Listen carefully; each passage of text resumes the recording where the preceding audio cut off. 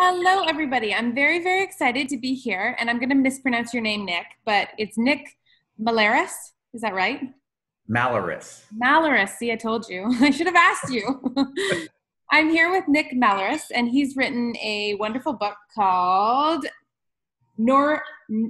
Again, Nick, going to mispronounce the name of your book even. Can you tell me what the name of it is? It's called Nordby, A Mindfully Unmeditated Place. Awesome. Okay, so there's a little bit of a story here between Nick and I just want to tell it for all of our viewers at home because as I was just saying to Nick, it's a wonderful reminder of you get more bees with honey and just about the power of positivity. And Nick turns out to be a wonderful human being, and you'll hear about all of that through my story and through our story. But on a general basis, I get around, I would almost say one email a day from a new author. Writing a book is definitely, I can't even imagine how difficult that is. And it's certainly a labor of love, and it can take people years and years to finish their book. And we'll find out a little bit from Nick later on how long it took him and kind of where and why he did what he did. But in the first instance, I want to tell you about meeting Nick.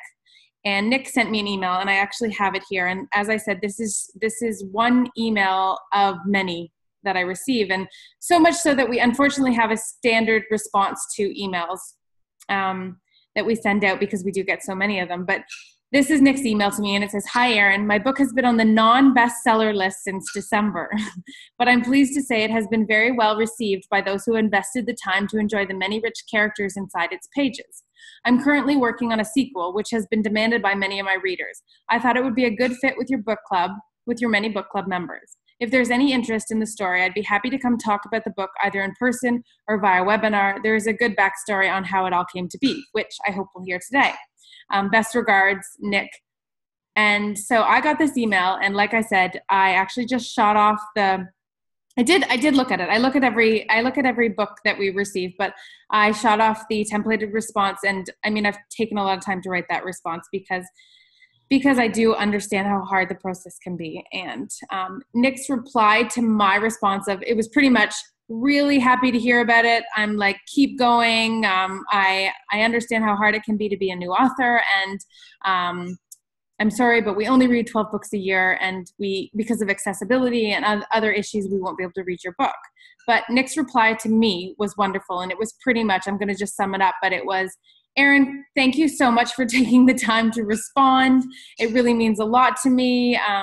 If you ever want a copy of the book just to read for yourself, then please let me know. I'd be very thrilled to send you a copy." Most of the time, that is not the response I get from authors, unfortunately. Most of the time, I mean, as I say, I completely understand where they're coming from, but it is a labor of love. And when people decide that they can't read your book or aren't interested in, then it's probably difficult to send such a lovely, graceful email back. But when Nick sent me that response, I was like, I think I replied, "Why did you have to be so nice?" And as a result of that, we actually sent out Nick's synopsis to our blogger program. And we do review a lot of books on our blog, but we get a lot of requests for that as well. So we sent it out to our blogger program, and a wonderful blogger of ours, Tamara, she lives in the United States, she said that she would like to read it. And so I asked Nick to send her a copy, and away it went. And you can see Tamara's review on our website. I'll post a link to it below this video. The review is 5 out of 5 stars. She loves Nick's book. And I got the review, and I was like, I was personally invested in your story by this time. So I was so thrilled that the review was so great, and that we had unearthed this amazing author and his amazing book. And so at that point, I got back in touch with Nick, and I said, "Please send me your book, Nick." And as a result, I have the book in my hot little hands right now. and I'm interviewing Nick, and we're going to find out all about his book and why he wrote it. And so yeah, thank you so much for being with us, Nick. Oh, Erin, I am honored.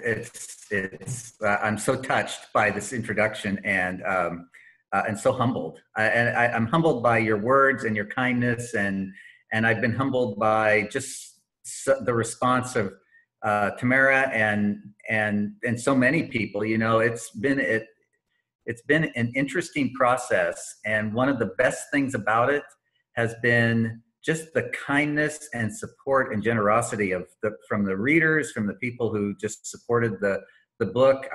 That's the real gem in all of this, is just the sort. I've heard from high school friends that I haven't talked to in years and years and years, who have said, "Oh my God, I read your book. I loved it. Let's get back in touch." And some people I didn't even know that well in high school have reached out. It's been really amazing. But the thing I take away from it is I've met people like you who have become friends, and I've come to the point in my life where, and that's kind of one of the reasons I wrote this book, is that life isn't about things. It's not about titles. It is really about relationships and friendships and experiences. And that has been really a mantra of mine for the last several years. And when I just realized that, wow, it's not the house you live in or the car you drive or the things that you have, but it's the friends that you have in your life and meeting new people. And I love that. It's really kind of changed my life in a lot of ways. And that's amazing, and completely what we want to hear all about, and especially your backstory on why you wrote it, and tell us all about the book, and tell us how it started and why it exists today, and why everybody should buy a copy, of course. Well, just a little bit of background about me. I've been an advertising executive most of my life, and so I've spent a lot of time writing, whether it's television or radio or whatever, and I've always loved to write. And just on the side, I did things like screenplays, and I wrote short stories, not for publication, just for myself, because I love to write. I love the creative process, and I have kind of a wild imagination. At least that's what I've been told. So let me tell you a little bit about Nordby and how this happened. And I think this will really be fun for all of your members. I was sitting in a coffee shop late at night in McMinnville, Oregon, waiting for the high school dance to let out so I could take my daughter home. And so it was supposed to get over at 11:30, but it was late. And so I was sitting in this coffee shop, and there was only one other person in the coffee shop with me. And this was on a Saturday night. And he looked to be a homeless person. He had long gray hair, this long scraggly beard. He had sort of a ripped and torn t-shirt. And he had, I'll never forget this, he had a pair of old gray sweats on with a pair of running shorts, sort of tattered running shorts over them. And he's wearing some shoes that were obviously well worn. And I sat there for a minute, and I looked at him and I said, I wonder what his story is. How did he get to be here on a Saturday night? And I looked at him, and he looked to be about a Vietnam era age person. And I felt a certain amount of empathy for him. It's like, well, I wonder where he's going. I wonder if he's homeless. Where does he leave when this place closes? So the thought crossed my mind, and then I went back to reading the newspaper where I was. And about 5 minutes later, as I was engrossed in reading this newspaper, this phone number slipped in front of me, and I looked up, and it was him.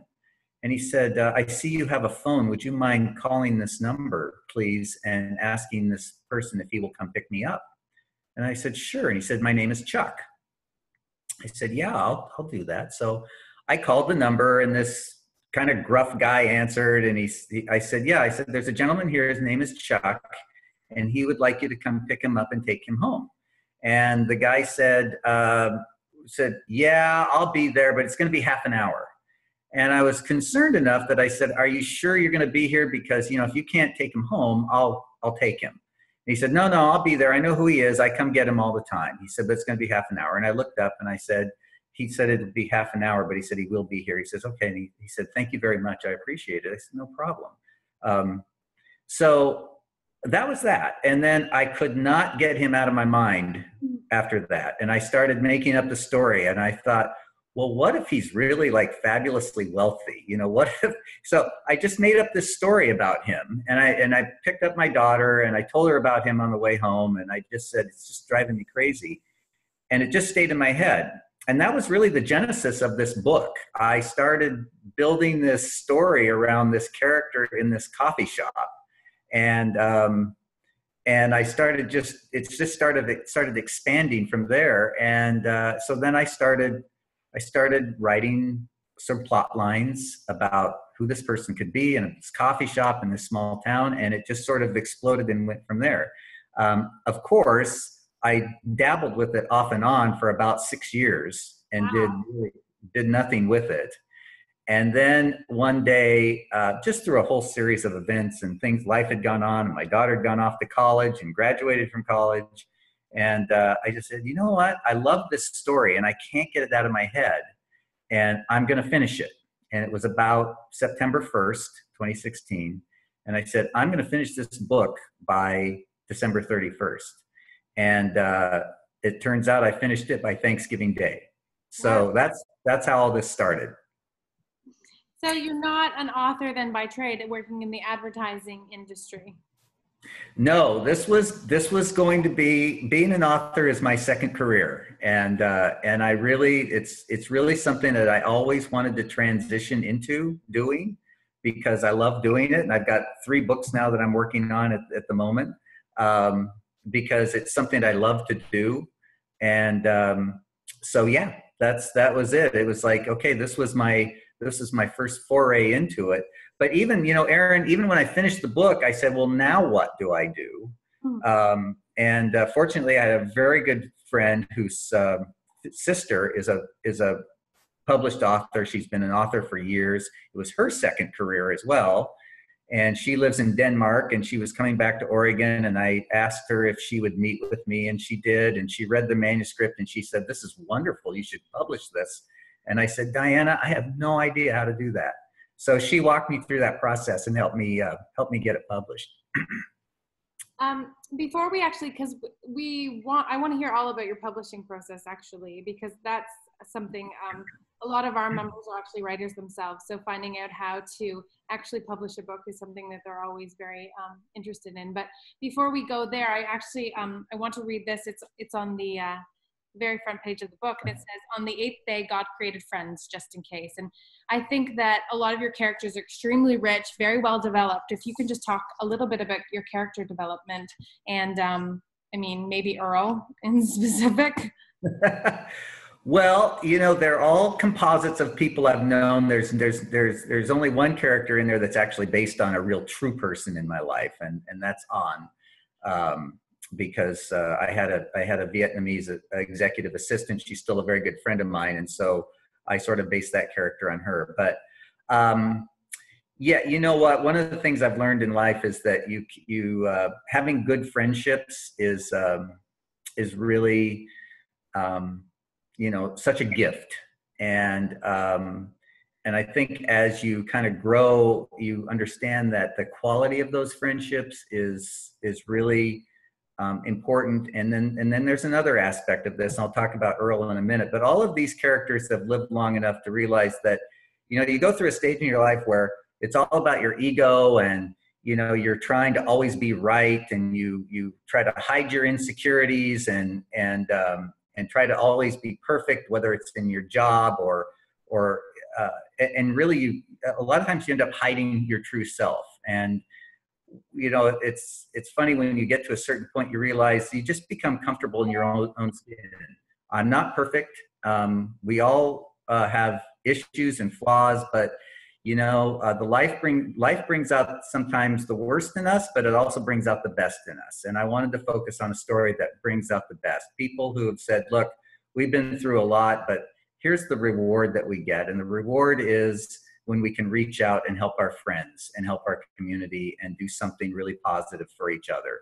And so that was that story. And so these characters are all incredibly flawed. They have had heartache and disappointment, and things go wrong, but they could make 2 choices. They could be bitter and they could be angry, or they could be a positive force for the people around them. And that's the choice that they made.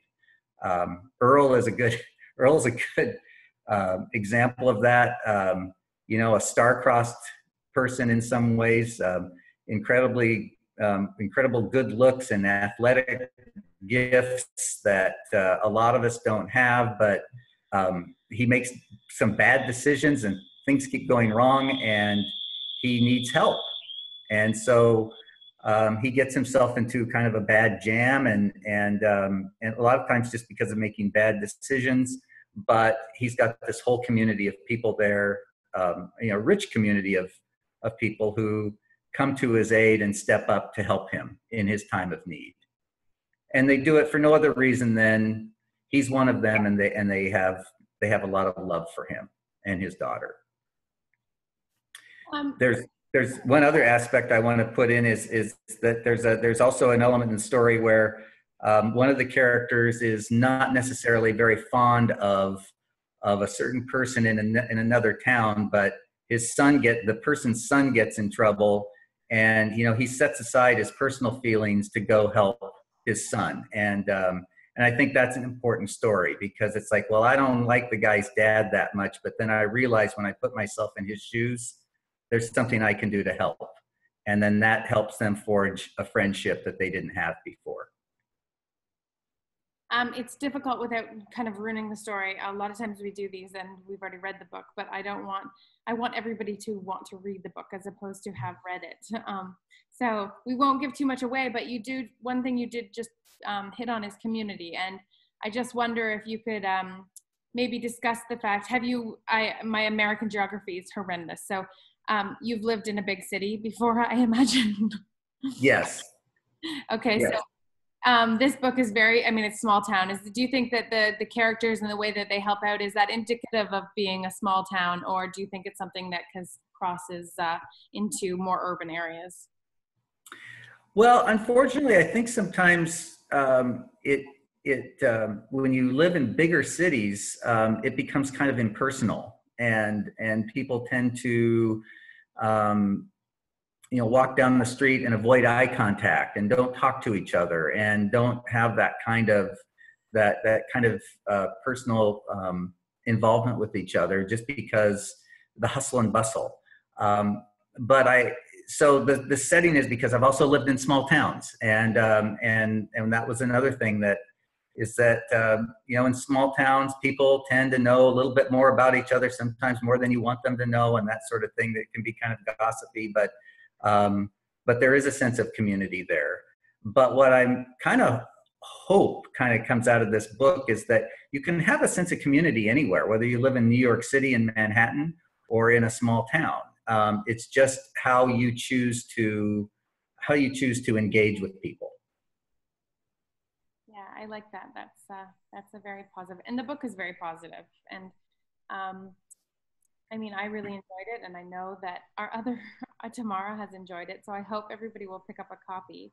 And once everybody's read it, we can have you back on here to do. We usually do a live book club with all of our members who have read the book. So that's a little bit more exciting than just talking to me. But oh, I love talking about the characters. I get it. One of the things it's amazing to me how many different elements of this story affect people in different ways. And I will have people say, oh, I can't, I have to talk to you about chapter 38. Where did that come from?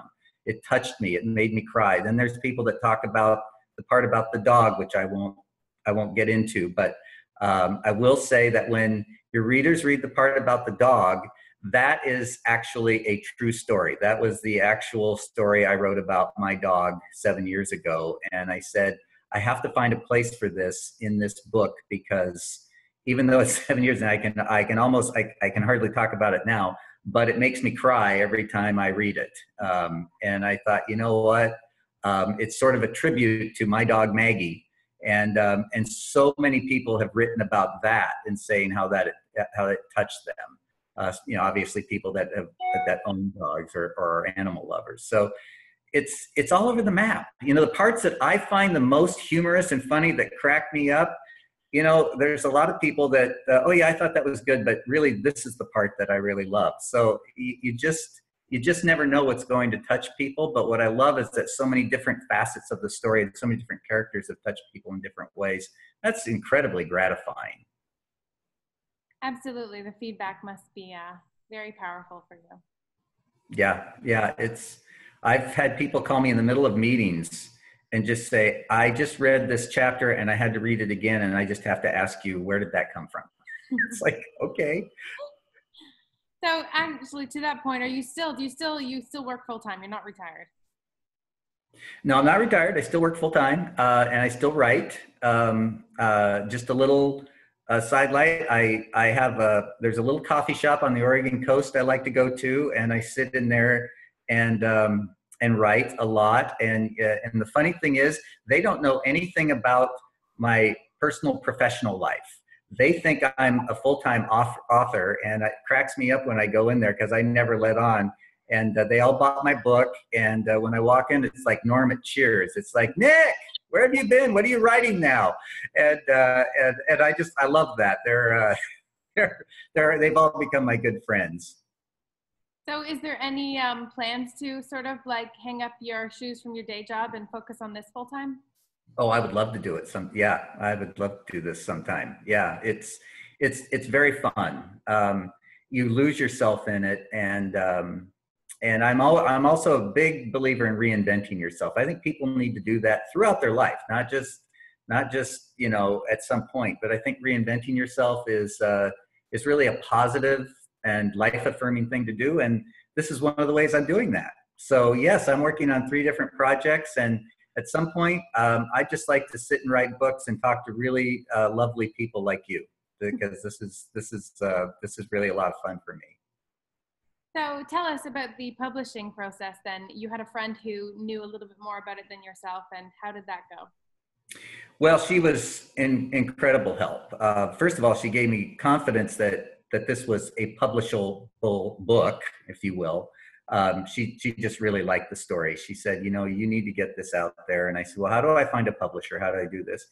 And she said, well, I've had a publisher. I worked with a major publisher. And she said, but I don't recommend you go that route. I could make some introductions, but she said, I really think it's better to self-publish. And she said, because one thing is you have more control over your story. You have the marketing is great, but there's so many, it's just so hard to work with them, because sometimes they want you to change this and they want you to change that. And she said, and sometimes she said, I got very frustrated because my story ended up being somebody else's story.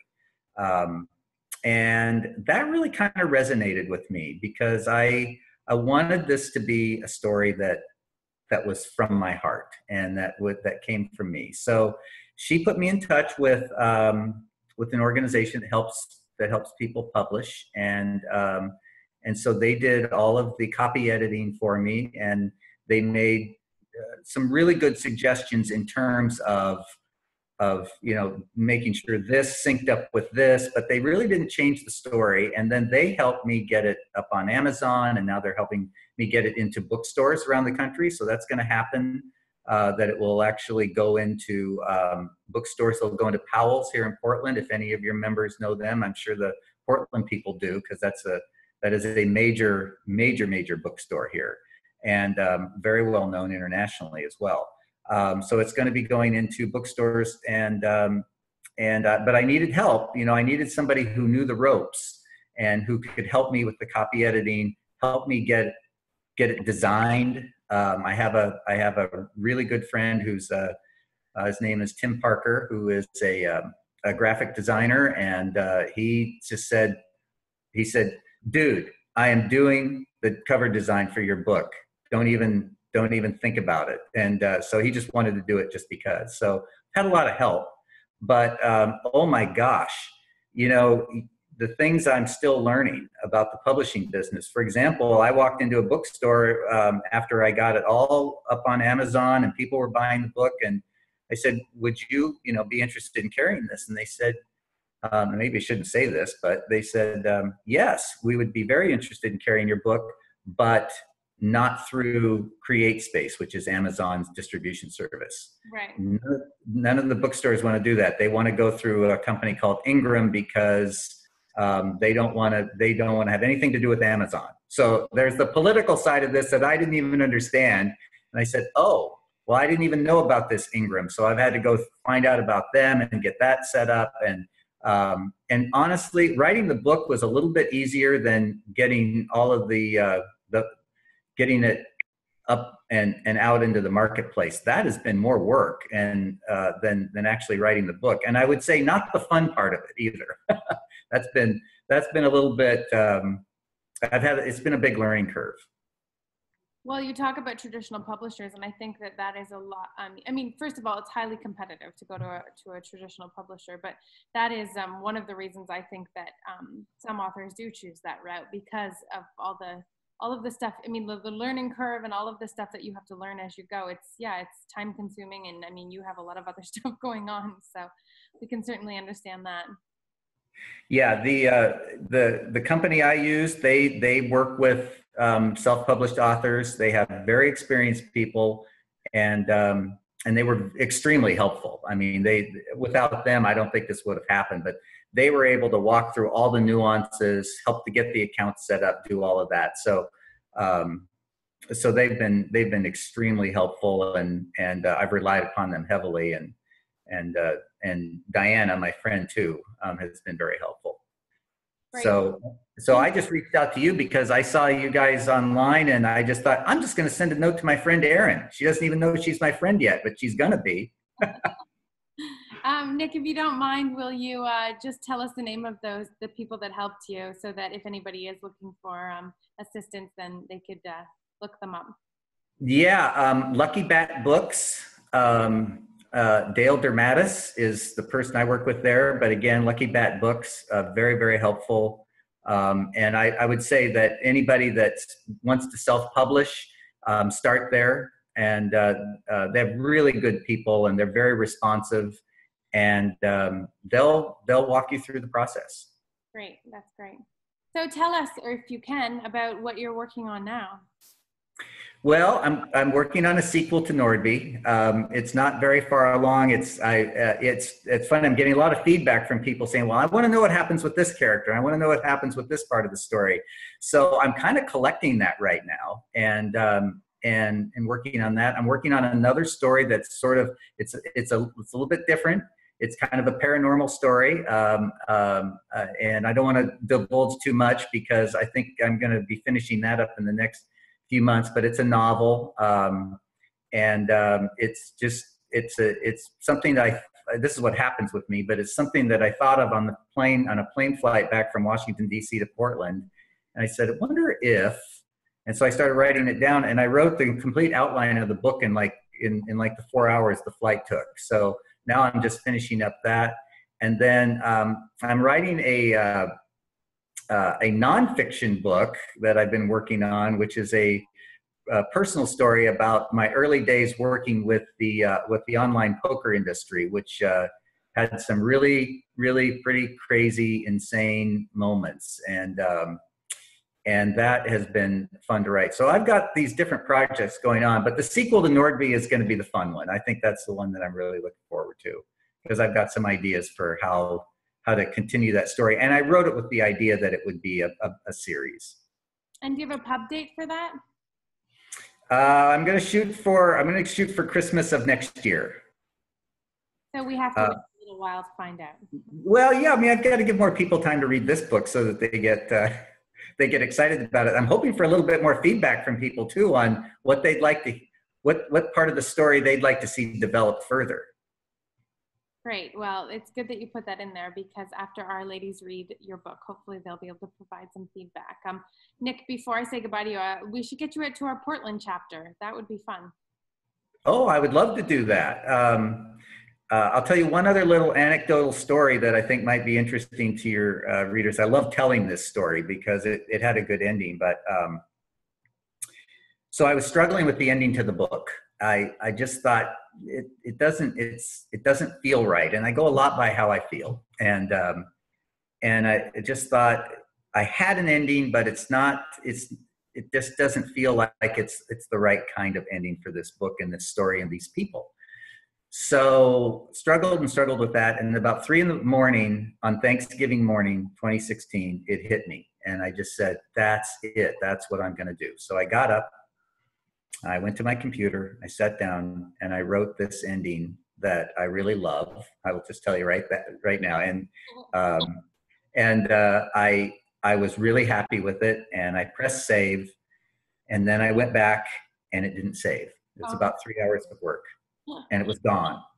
I looked and searched. I don't know what happened, but it wasn't there. And I was, as you can imagine, I was devastated. I mean, it was like I was numb, and I didn't know.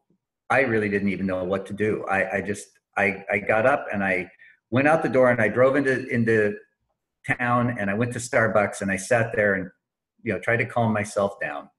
And after about 20 minutes, I said, you know what? You just wrote it. Just go back and write it again. Because I'd gone over all the lines that I really liked. Well, I went back, spent another 2.5 hours writing it, rewriting it. This time I printed it off, saved it in like 3 different places. But as it turns out, I liked it even better. So I was really happy that happened. But I never want that experience again. Second time's a charm. Yes, that's exactly right. So anyway, when you read the ending, just remember I wrote that twice. I'll have to go back and reread it, actually.